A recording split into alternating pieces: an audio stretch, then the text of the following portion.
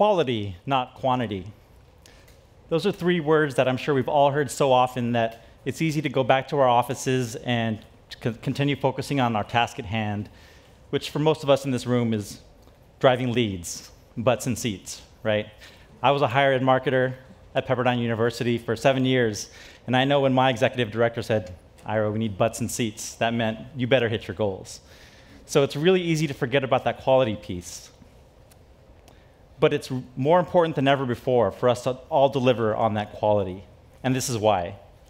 The state of higher education today is really challenging for marketers. Students are borrowing more and more money to go back to school. Budgets are cut, both in the school and at the companies that these students are working for, in the form of less tuition reimbursement. Tuition is rising.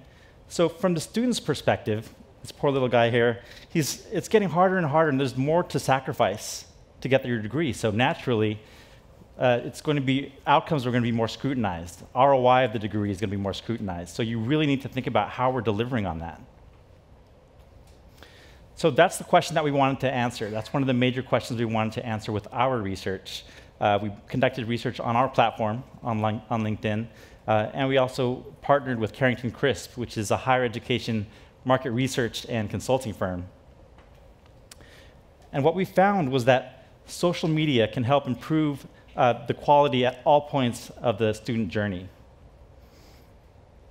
And this includes quality prospects at the beginning of the funnel, because as you use social media to bring in quality prospects, that improves the level and the quality of the student peer group.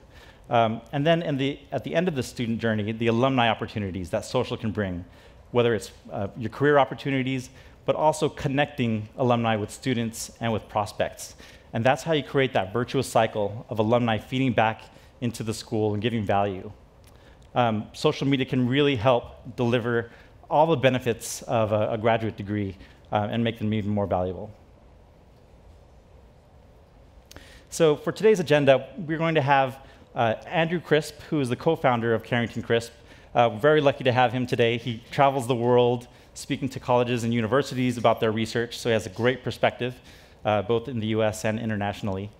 And he'll be talking about how social media is being used in the admissions and career services departments.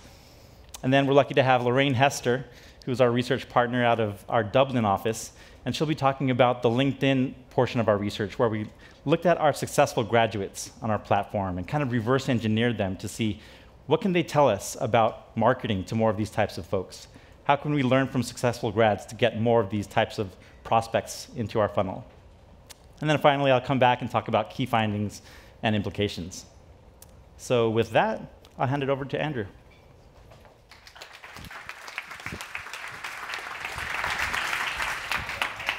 OK, thank you very much, Ira. It is indeed a pleasure to be here in New York today and to talk you through some of the key findings from the research that we conducted.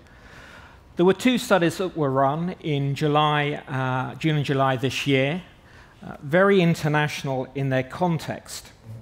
However, I'm going to focus on the North American data today, and as you can see, we had 90 schools from the US and 25 from Canada. That was in a total of 325 schools worldwide. So this is a very international piece of research in its totality, and although I'm going to focus on North America today, we will have data sets for other parts of the world very shortly that people can access. The great thing is that the quality of the schools, 80% were either AACSB or EQUIS accredited. So these are the top business schools in the world. You might not be surprised, but social media is the new normal when it comes to admissions and career services. And if I put that simply into data terms, 71% of the schools surveyed said they use social media in admissions, 98% in career services. I guess that means there are two people in the audience today who aren't using social media in their career services. I'm not going to ask you to put up your hands, but you're out there somewhere, certainly. Let me give you some key top-level findings, first of all. LinkedIn and Facebook, most used by admissions, up there at 85%. Some are using Twitter, some are using YouTube as well. Other research we do, we find there are national social media channels that are important in certain countries, but if you look globally, it's certainly LinkedIn and Facebook. And LinkedIn were delighted to find out that that's where the best candidates are.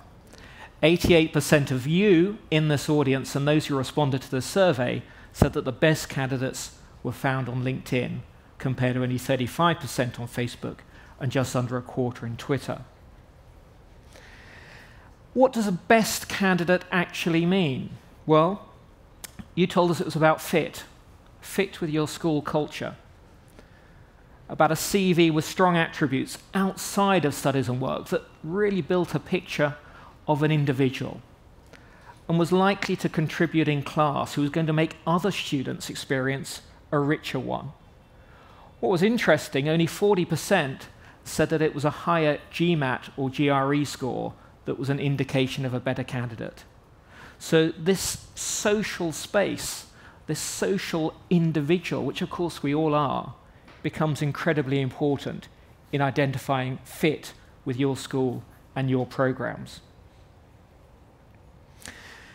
As we said, nearly all the career service respondents said they used social media. 93% are using LinkedIn, 3/4 using Facebook, and 64% are using Twitter.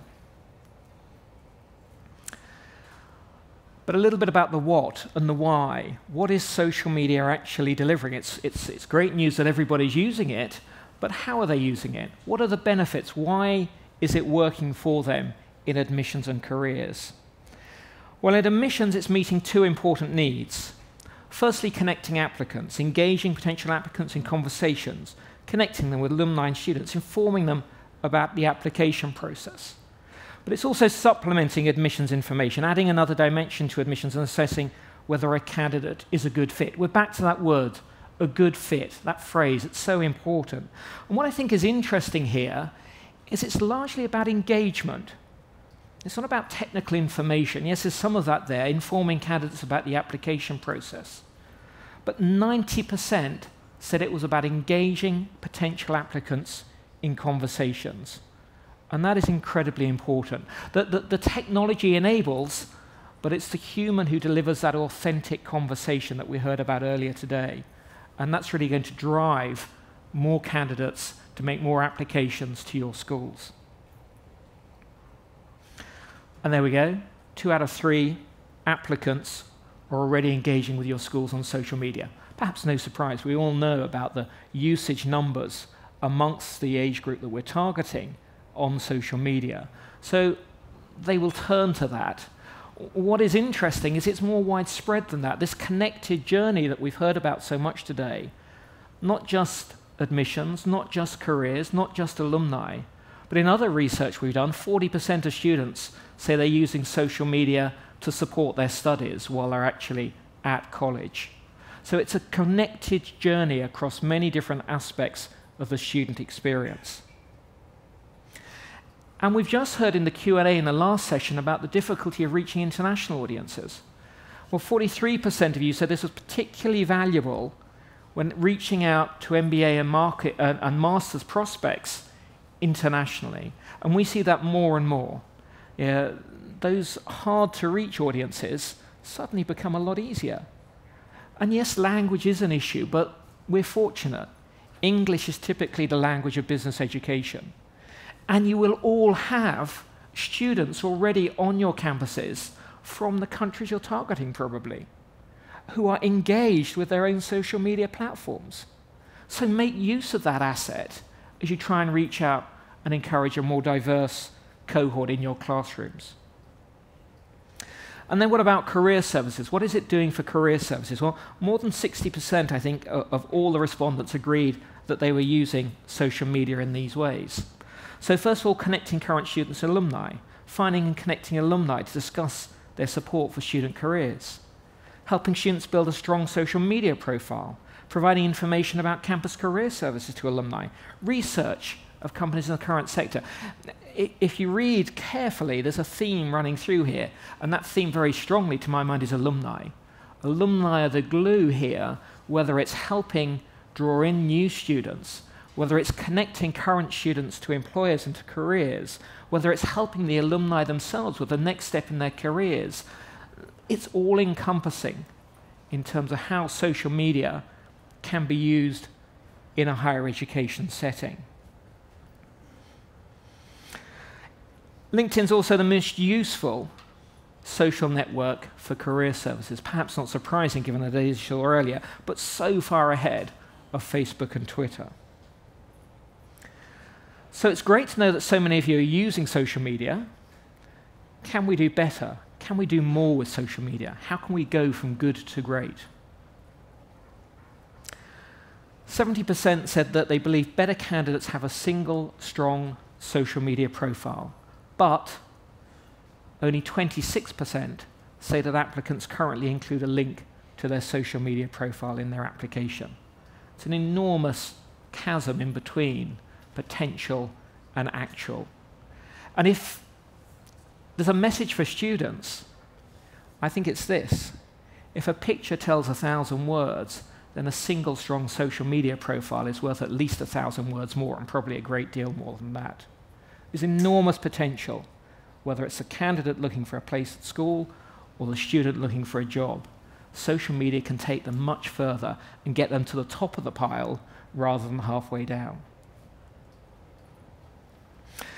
There's also a discussion to be had within admissions teams. So just over half are saying they hadn't discussed the need for any controls over social media usage, and 5%, only 5%, have formal guidance or policies in place to ensure no discrimination. It's not, to put in controls. The whole point about social media, in a way, is that it's free, it's open, it's accessible, that on the spur of the moment, something needs to be communicated, and that's what its great advantage is. But there is a risk that it can lead to discrimination. And I think a quarter of the survey respondents said they were concerned that poor usage of social media could damage the brand reputation of their institution. So there is an issue here. There needs to be at least a light touch control in place to make sure there's consistency of use in social media for admissions and careers. And what's preventing full adoption? I don't have enough time, I don't have enough money, I don't have enough people. It's the same things we hear about time in, time out. But as I suggested earlier, there's an enormous asset out there in your current student body, in your alumni, in your faculty, in your professional staff, in the employers you work with. All of those stakeholders can be telling your story. There's a fantastic slide I use in other presentations. 2 photos. The inauguration of the Pope in 2008, the inauguration of the Pope in 2013. In the first one, you can see one tiny smartphone screen. In the second one, there's nobody without a smartphone. The audience are not just the audience anymore, they're the tool for getting your message out there. And I think that's the answer to those who say they don't have enough resource or don't have enough time. How can we make better use of social media when job hunting? Well, avoid having hard-to-find inactive or non-existent profiles if you're a student. I know I'm guilty of this at times. I don't update as often as I should do. It's a terrible thing in this social world, but get them to do something on a regular basis. A profile, make sure it supports a professional career search. And this comes back to this message about a single strong profile. Yeah, people might be on Facebook, LinkedIn, lots of other sites. But you've got to have one that you want to focus on and leave the other for those late-night photos at the party. Because they're not going to get you that top job that you're searching for. Have the evidence to back up content. People tend to, let me say, exaggerate a little sometimes. But can you back up what's on the social media profile? And understand how it's going to be used by employers when they're judging whether you're a suitable candidate. What can schools do? A big responsibility to teach students some of these social media networking skills. Make it part of an offer, make it part of the experience. We came across a school in the UK recently. A lot of international students in class. Those international students, maybe their English isn't perfect or they're a little bit slow because they're translating in their minds what's being said in front of them by the professor. So they started having a live Twitter feed in class where people can post questions. Much easier for them to do that, but it's using social media in a way that then brings students into the conversation and makes them comfortable to use it. And provide training on building a personal brand. I often quote Tom Peters and his research on Brand You, and the book he wrote 20 years ago next year. And a lot of this is about developing that story, that authentic story for an individual, and social media is clearly the tool that is going to deliver that in many cases. So what are the key findings? I think we've covered it fairly adequately. Social media usage very high at admissions and career service. LinkedIn is a great place to find those quality candidates, the most useful network for career services. And in my mind, in some respects, that very last one, 90% use social media to engage in conversations with potential applicants. It's back to that storytelling, that conversation, that two-way dialogue, involving and engaging and communicating.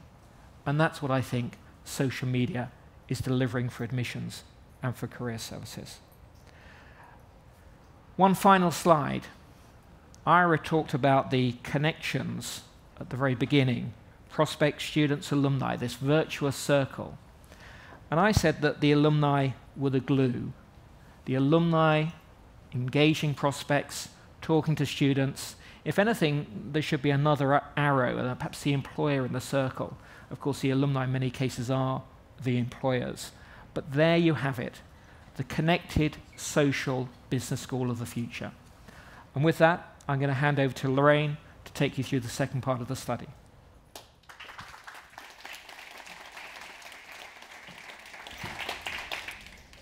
Thanks, Andrew. Hello, everyone. Thinking about that virtuous circle, we kind of wanted to think about what can these high-performing graduates actually teach us about marketing to high-quality candidates. So we ran some research on the LinkedIn platform this year, and I'm going to run you through some of the findings today. So it was all about analyzing successful grads in order to inform lead gen. So first of all, what do we mean by successful grads? So as we've discussed today, lots, we know that grad schools are under a lot of pressure now to prove ROI, show that they're providing value for their students. And when we think about ROI, we have to think about goals. So what are the students' goals? What value are they hoping to extract from their degree? GMAC did a survey last year, the 2015 Prospective Student Survey, and they found that there were 3 main goals that grad students had. Number 1, they wanted to move into a new job function or a new job industry, so career switchers. Number 2, they wanted to get a promotion in their current company or get a better job in another company within the same industry, career enhancers. And number 3, they wanted to join an early stage startup or start their own business, aspiring entrepreneurs. So we were able to take what GMAC did and apply that to our research. So we used their categories to think about how we would define successful graduates. So when we did our survey, if a graduate was able to achieve one of these 3 goals because of their degree, we consider them a successful graduate. Now, obviously, it's not all about how we specifically define success in this quite concrete way. We also wanted to think about maybe an outcome measure that was a little more personal, a little more self-defined. So we also asked students how satisfied they were with the impact that their degree had had on their career. So the big question, if we were going to analyze LinkedIn members who'd had either a satisfying or a successful outcome post-graduation, how could that inform us about higher education marketing? So essentially, what motivations and behaviors are associated with these successful graduates? And is there ways that we can use that information in terms of targeting messaging? So in order to answer that question and many others, we actually surveyed almost 10,000 students and graduates globally in 12 countries. Today, I'm just going to focus on what we learned from the master's and MBA graduates in North America, in the US and Canada. And what I'll start with is, considering all this ROI, success talk, do graduates still feel that there's value in the master's degree? So our respondents told us that there was. 89% of graduates reported that their degree had had a positive impact on their career. So positive impact's pretty broad. That encompasses those 3 success outcomes that I described earlier, the enhancers, the switchers, the entrepreneurs. But it also encompasses students who felt their degree had a positive impact on their career in other ways. So that's 9 out of 10 reporting a positive impact on their career. We also had almost 3/4 tell us that they were very or extremely satisfied with the impact of their degree on their career. So that's not somewhat satisfied, that's very or extremely satisfied, which is a pretty strong endorsement of ROI. Interestingly, this held up even for recent grads. So when we pulled out those who just graduated in the last 5 years, we found that these results were still strong. Satisfaction dipped a little bit to 67%, but the positive career impact stayed really high at 88%. So I think pretty strong result, especially when we consider the question of value, the question of ROI that's been hanging over the higher ed sector in the last few years. So we know that 9 out of 10 graduates told us that their degree had a positive impact on their career. But what proportion of graduates met our criteria for success? What proportion of graduates fit into one of those 3 buckets, the enhancers, the switchers, the aspiring entrepreneurs? 55%. So just over half were able to accomplish one of these successful outcomes. You can see here that career switcher was the most common outcome. 1/3 of graduates were able to move into a new job function or a new job industry. 16% were able to enhance their career through a promotion or through a move to another company. And 6% were able to join an early stage startup or start their own business. 55%, and that was actually even higher when we pulled out the recent graduates. That was up to 62%. So what can we learn from these successful graduates? Is there something about their motivations, their behaviors, their characteristics that we can use when we think about finding quality leads? So I want to look at motivations first. We asked students what motivated them to take their degree. We gave them a list of motivations, you can see them on the screen here, and we asked them to choose what was most important to them. So they could choose a maximum of 3. You can see that we've bucketed them out here into 2 separate sections for the purposes of our analysis. So on the left, you've got the tangible motivations. These are the hard, kind of more concrete, measurable motivations, things like increase my salary, start my own business. On the right, you've got the more intangible motivations, softer, a little harder to measure. Things like meet family expectations, increase my self-confidence, passion for learning. So, when we looked at what people responded to the survey, we classified people into one bucket or another. So if they chose more from the left than the right, we classified them as having tangible motivations, and vice versa. If they chose more from the right than the left, more of the soft than the hard, then we classified them as having intangible motivations. So does motivation matter? We found that it did. We found that 48% more grads with those tangible, hard motivations achieved a successful outcome. So 48% more grads who had those hard, concrete outcomes were able to enhance their career through switching job, industry, or function, through a promotion, through starting their own business. And this was especially the case when it came to masters. So if we pulled out the master's degrees as opposed to the MBAs, this went up to 59%. So 59% more master's grads with tangible motivations. Motivation matters, but it's not the only thing that matters. We also assessed our students' grit score. I don't know if anyone's familiar with the grit score. I'm going to invite Ira back up to the stage, who's going to explain a little bit more about that and about what we found.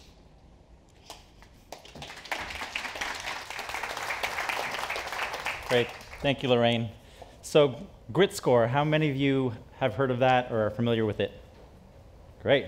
About almost half of the room. So, if you're not familiar with it, grit score was a concept developed by Angela Lee Duckworth at the University of Pennsylvania. And it was a measure of a person's ability to persevere through challenges. And it's been used to measure or predict success in education at West Point, graduates from West Point, and even with the Chicago Public School District. So we wanted to look at grit score and see if that was a predictor of success on the LinkedIn platform as well for master's graduates. So we asked our graduates to fill out the same grit survey that Angela Lee Duckworth used and categorized them as high, medium, and low grit. And what we found was there was a correlation between high grit and satisfaction with their degree. There were 37% more high grit respondents that were satisfied compared to low grit. And we also found that the high grit respondents were actually some of our most active and engaged members on the LinkedIn platform. They had the most complete profiles, they were more active in sharing. So by being on LinkedIn and advertising on LinkedIn, having a presence on LinkedIn, you are reaching more of this high grit, successful-minded respondent. But can you target by grit? So we wanted to look at this segment by undergraduate major or industry where they worked at, and see if you could actually target these high grit individuals. And what we found was that grit is everywhere. It didn't matter whether you were talking to humanities majors or STEM majors, whether you were talking with someone that worked in government or finance or high tech. High grit was pretty prevalent on all of those industries. So what that means for marketers here is you shouldn't try to target by grit, since they are everywhere, but you can message to it. So just like Lorraine said, message to those tangible outcomes, and also be in the context where grit matters, where aspiration matters. Inspirational content like on LinkedIn, where you can actually be in that professional mindset when you're reading content from your school. We also wanted to look at the lifetime value of focusing on quality leads. So we wanted to bring in folks that were successful after graduation compared to those that started the program but didn't finish, those that didn't graduate. And what we found was that by focusing on quality leads that are more likely to graduate, you're feeding that positive cycle. Successful alumni are more active on LinkedIn, so they're going to be better advocates for you, better ambassadors for both your students and alumni. There are 43% more shares on LinkedIn for successful alumni compared to the dropouts, 35% more connections on LinkedIn, and 43% more page views. So again, focusing on that quality lead builds that virtuous cycle that feeds into the total value of a student. So moving into key findings and implications. Just to summarize everything that we heard today, number one, business schools are very social. So over 70% of admissions teams are using social, and almost 100% of career services teams are using social. But the question to ask yourselves, are these two departments talking with each other? Are you taking advantage of the platforms that you're both using and creating a seamless cycle for your students to have a more seamless experience with your university? And I think from my experience, the answer is there's a lot to improve there. Number two, I think this is good news for everyone in this room. The master's degree is still valuable. I know I love that as being an MBA grad myself. So it was really, really great to see that information. Number three, LinkedIn is rated #1 for quality candidates. So as we mentioned, driving quality is going to be more and more important as outcomes become more transparent. So LinkedIn is the place to be to drive those types of candidates. And number four, tangible motivations and high grit correlate with satisfaction and successful outcomes. So use that when you're messaging and when you're looking at platforms to have your presence. So I wanted to leave you also with some top tips for the admissions and marketing directors in the room. We heard a lot of great advice today. Just to reiterate what we heard from Matt and Angela, when you're looking at the funnel, at the very top of the funnel, broaden the content that you share to include program information, faculty bios, news. Don't just focus on the lead generation type of content. Make sure that you're giving a perspective of your school that makes people want to be a part of it. Identify and engage quality candidates on LinkedIn. Just like we mentioned, LinkedIn is the place to be for those quality candidates. Number three, use specific career goals in your messaging. As we mentioned earlier, those are the types of students that are more success-minded and more gritty. Use sponsored email to support candidates through the application process. As the CarringtonCrisp research showed, social media is really helping people understand the application information. So use that channel to have more one-on-one conversations. Help them, nurture them through the funnel to get those applications in and make sure that you're serving all of their needs. And then finally, I love how Andrew put this, the alumni are the glue, or they're like the engine that keeps that virtuous cycle going. So connect your alumni with applicants and admits and your students. Really help them to become ambassadors and empower them with information to be your ambassadors to all your audiences. So with that, I wanted to leave you with one question. So who is most directly responsible for student outcomes? As marketers here, it's very easy for us to say, after the first day of class, that's someone else's job. That's the faculty, that's career services, that's someone in an alumni. But there's a study that's coming out in the next week by EduVentures that asks that very question to the heads of schools. So we're talking about presidents, provosts, deans, about who was most directly responsible. And what do you think the answer was? It was everyone. it's everyone's responsibility. It's not just marketing, it's not just career services or faculty. Everyone has a stake in that virtuous cycle. So I challenge you all to think about how you're communicating with all the different departments in your school, and are you leveraging LinkedIn and social media to connect departments, to break down silos, to give a more seamless experience to your students all the way from the beginning of the journey all the way to the end. And you'll find that with LinkedIn, all aspects of the journey are unified. Thank you.